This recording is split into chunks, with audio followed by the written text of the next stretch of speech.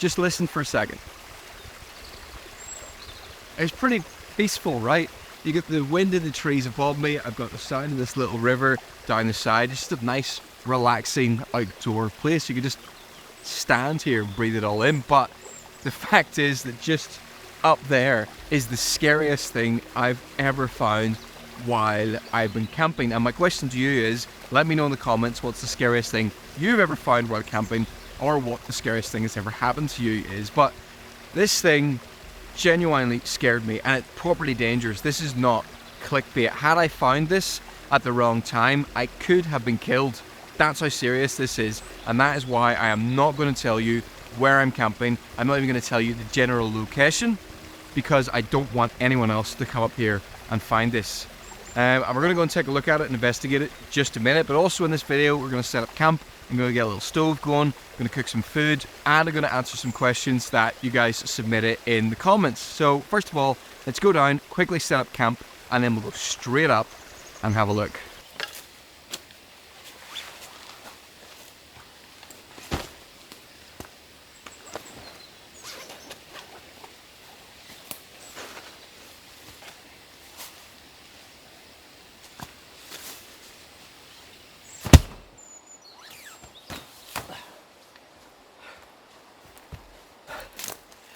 Okay, the tent's set up. Let's go and take a look at the scary thing before it gets dark. Because once it gets dark, I am not going anywhere near it. This is it. Oh, I have to be really careful where I'm stepping. There's some barbed wire around your feet. Really good place to trip and fall forward. And if you did trip and fall forward, you would never be seen again. At first glance, I thought this was just a fire dam in the woods filled with water in case the forest goes on fire and then you can take water out of it. But as you sort of get closer and look in, you realize it is deeper than any fire dam I have ever seen. There are no trespassing signs, there are no entry signs, nothing like that. This is just here in the forest with zero warning. And when I found this, it was getting close to dark. And what terrifies me, if you come up here in a hurry in the dark, there's a loop of barbed wire here on the ground. You could catch your foot on that, head over heels. And if you ended up getting in there, you're not getting back out again. And the big surprise for me was earlier when I was trying to find this again, I found another one. I've got a torch, and I've also got a GoPro and some string. This scares me more than looking over the edge of a cliff. I mean, it's just a massive hole in the middle of the forest. And look at that, there's an overhang. Whoa. Can you see that? Hold on. Can you see that? You see that square shape? There's some kind of construction down there, like under the water. It's like, imagine you fell in there. There's no way out. Like if you fall off a cliff, you know, and you survive, you'll be on a coastline. You probably like maybe make your way around or get out, but you fall in there, there is no escape. But this gets a lot more interesting when we go and look at the other one that I discovered earlier today. The ground along here is a bit strange. If you look, it almost feels like there's the shape of a road here. Not quite, but almost. I wonder, was there some really old track or trail that came through here? Because there's a section about the width of a road here that no trees have been planted on. So I'm wondering, underneath this, is there the remnants of some kind of road that led up to these places? This is the second one, and this one feels slightly safer because there's trees and things to hold on to around it. Right, I've got a GoPro on a piece of string. I've got a light further on up that piece of string, and I'm going to lower this down into the hole.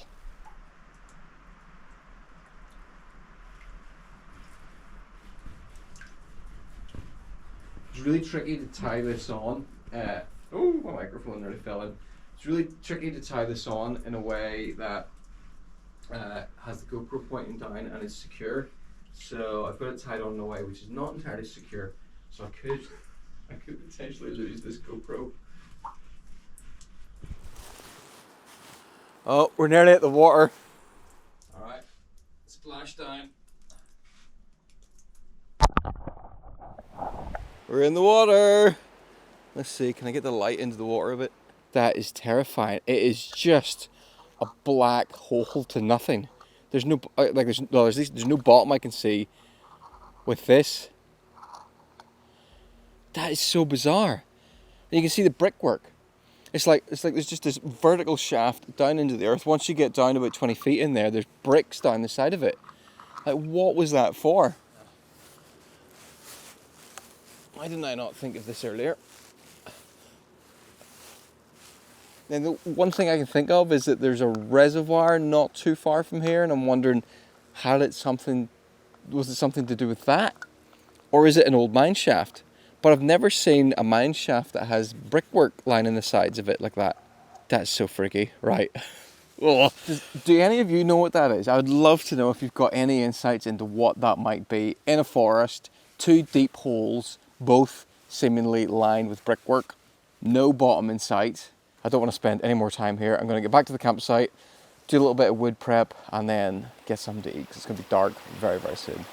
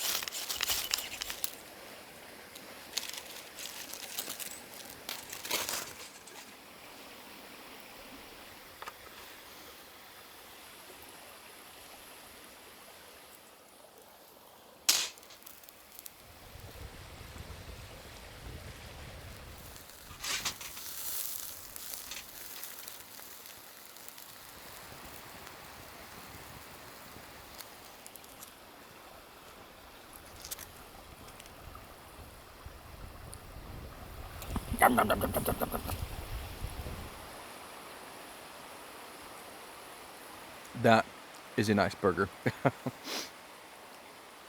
The eagle-eyed among you may have noticed I'm using a few new bits of kit. That little stove, that's the X-Boil 19 fire pit, X-Fire 19. First time using it, and it's brilliant. It's a collapsible fire pit stove, basically. There's an optional grill with it.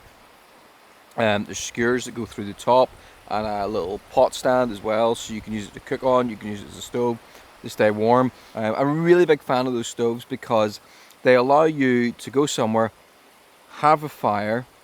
You don't need a lot of wood to keep one of those going. They're very, very efficient, and they give off a ton of heat for the size of them. And if you set it up right, like what I've done, I put it on a couple of rocks. In the morning, I'll put those rocks back in the river. There will be zero marks or anything to say I'm here. If you build like a traditional fire pit with rocks, the heat's still going to go through those rocks and like burn or dry out the ground underneath. Because the actual fire on this is about 1 inch off the ground and there's airflow underneath, a lot of that heat never gets to those rocks. So it doesn't scorch the earth underneath the same way, so it's much more minimal impact, plus you can cook on it. So yeah, thanks to X-Boil for sending that to me. I also got this, was sent to me. I can't remember the exact model number of this, but this is a BRS Knives Scandi style bushcraft knife.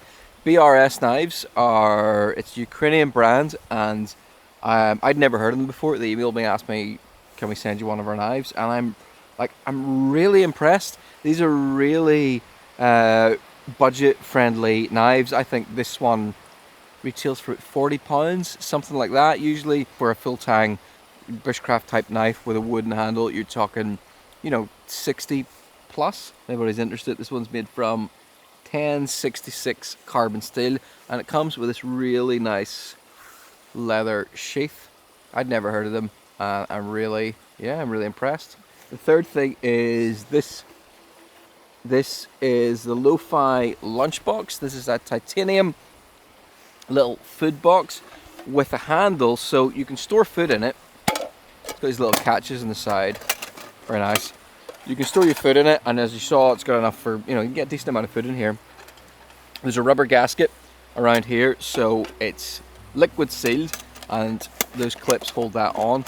But the other thing is, it's got handle on it, which again is titanium, which means you could heat up food in this. So I could have brought stew or a soup and heated it up over the fire directly in this.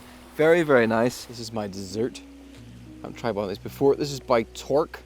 Torque is like a performance nutrition company that make energy gels and things like that for sports, but they've now branched out into making some hot foods.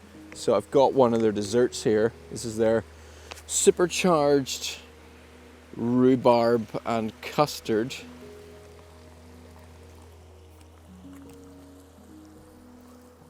Adding the rhubarb and custard. Oh no. No! Just poured it down my leg. Oh no. I missed the packet.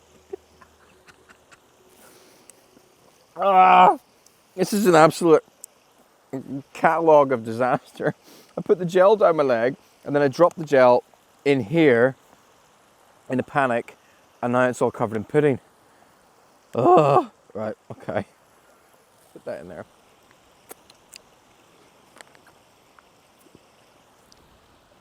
That's sticky and sweet.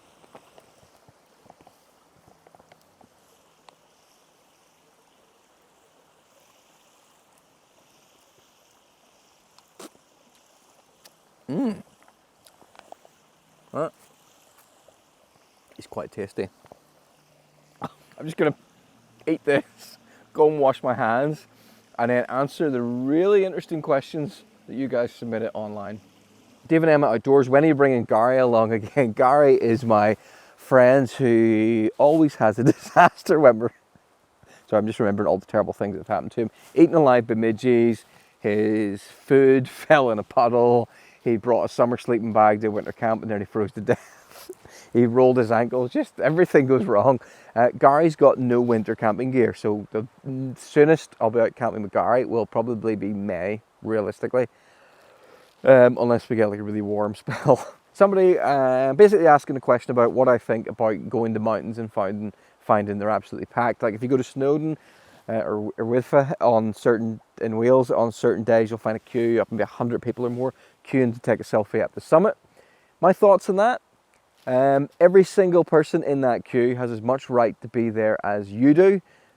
Possibly the exception is if they're being irresponsible in some way, but it doesn't matter if you've been hiking your entire life, you've got no more right to be on that summit than anyone else does. That's my opinion. The outdoors is for everybody. You might not like the sort of people you are seeing in the outdoors, but that's your problem. And if you don't like it when you go to a summit and it's busy, you are part of the problem.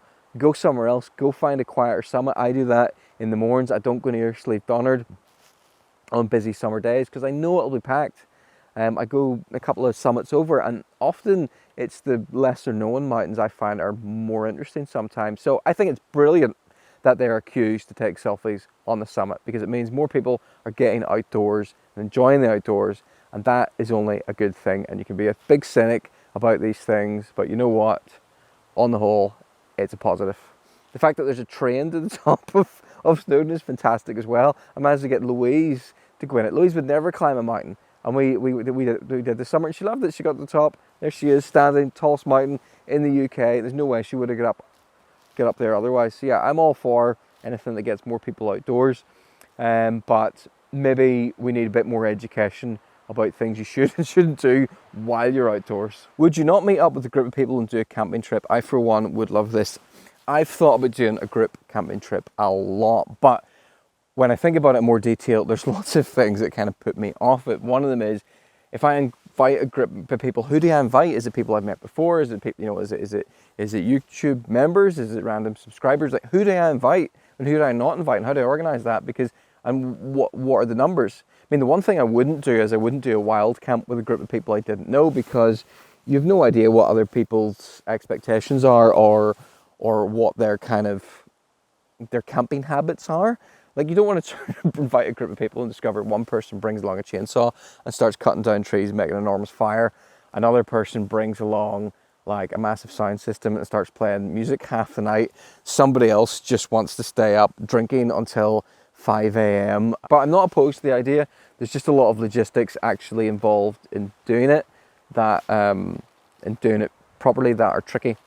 Frambo7 asks, what's the acceptable number of paramos one can wear in a single video? This is a paramo jacket. So I love this jacket. This is my favorite jacket of all time, but it's got a lot of cons as well as pros, and there's too much to discuss in this video, so I'm going to make a separate video which will be called The Truth About Paramo, where I finally, after 10 months, will review this jacket. What's the airspeed velocity of an unladen swallow? Grey hikes. Now I can't answer that because it depends whether it's an African or European swallow. As wild camping gets more and more popular, can you see enforcement action taking place?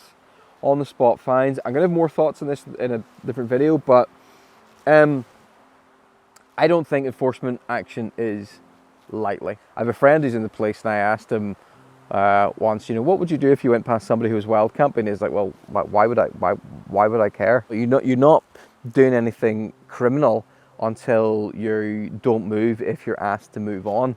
That's the point the police would get involved. So I'm all for moving our responsible campers on. I'm all for that. I think if somebody was tearing down a place, cutting down live trees, making a mess, leaving rubbish, I would fine them to their eyeballs. Seriously, no problems with that whatsoever. I also personally wouldn't object if I got moved on, if I was like camping in a farmer's field or something like that, because at the end of the day, that is land that's being used for for livestock or for planting things. I think it's different once you get, higher up or further away. Paul Kennedy asks, should you drink the brown water running off peatlands? So if you see rivers coming from peaty areas, they're often quite brown or yellowy. And if you filter that water through a normal fiber filter, it will still have that color. Now, I don't think it's any more dangerous than water from anywhere else because I've drunk a lot of it, filtered pretty much. If you're really worried about it, buy like a Grail filter that has that filters out heavy metals and viruses, like a higher level filter. That way, if you put the brown peaty water in, it will come out crystal clear and without any peat flavour. But I don't think it's any more risky than any other water you might find lying around outside. Okay, so I appreciate that most of you are here to find out what was in that big hole, and the next couple of questions had quite long answers, so I decided to keep this video short. I've cut them off into their own individual videos. One was a question about the legalities of wild camping, and the other was a question about the differences of experience for wild camping between men and women. So if you think those topics sound interesting, you can go and check out those videos once they're live, but for now, we're going to skip ahead to the next morning.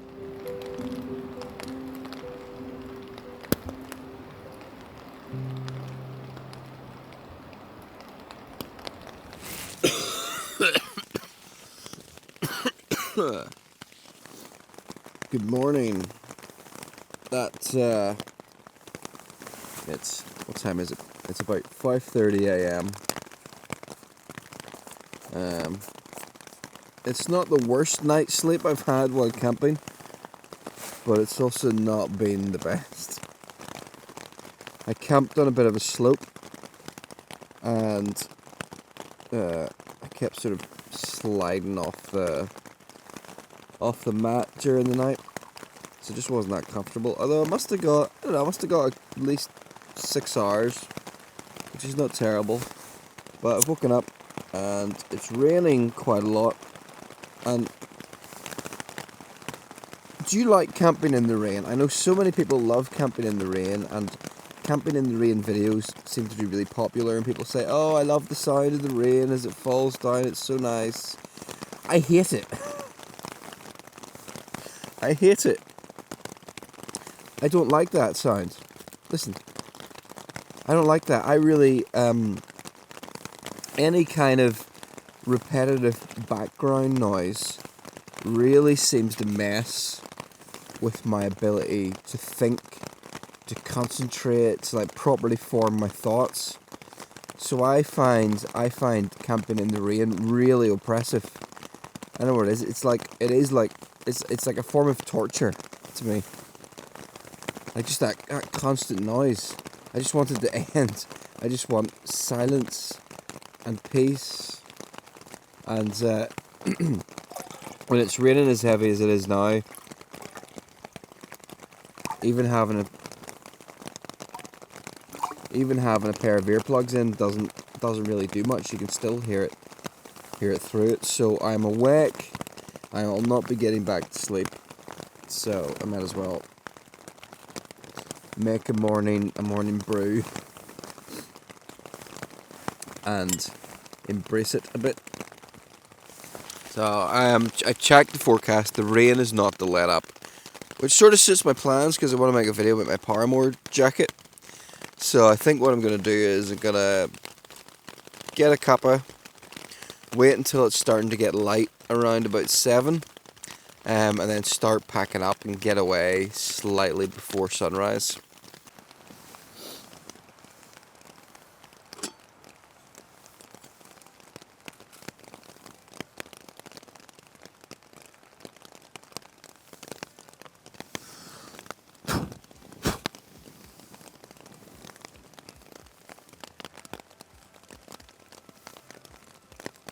I mean, to be honest, if it's really light rain, that's okay. But anything heavier than... still going on about this.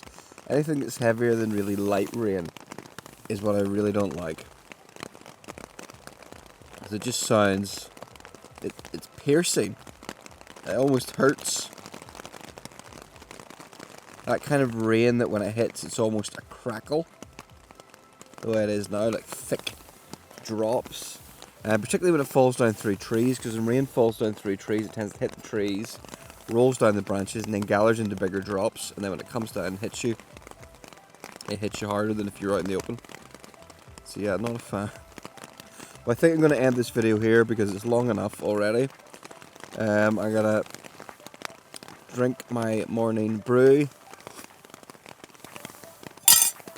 pack up inside here, and then get packed up and head out. But I hope you enjoyed this video. I'd like to know what you think I should do about those holes. Should I do anything? Should I go and tell somebody that there's scary holes hidden in the forest that are basically man traps?